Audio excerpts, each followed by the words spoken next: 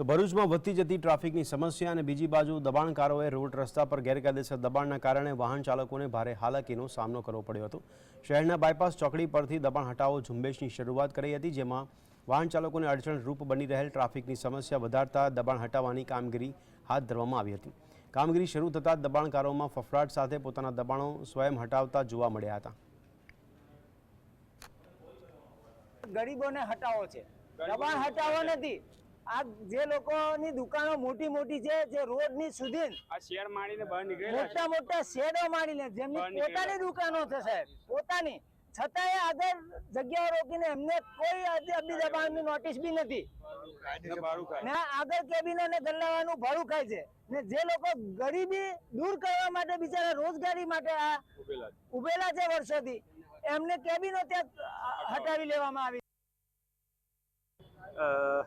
દબાણની ઝુંબેશ ચાલુ કરવામાં આવેલી, જેમાં નગરપાલિકા, chief officer, national highway, executive engineer, GSRTC તમામના પ્રયત્ન અને પ્રાંત સાહેબની અધ્યક્ષતા હેઠળ આ દબાણ દૂર કરવામાં આવેલ છે।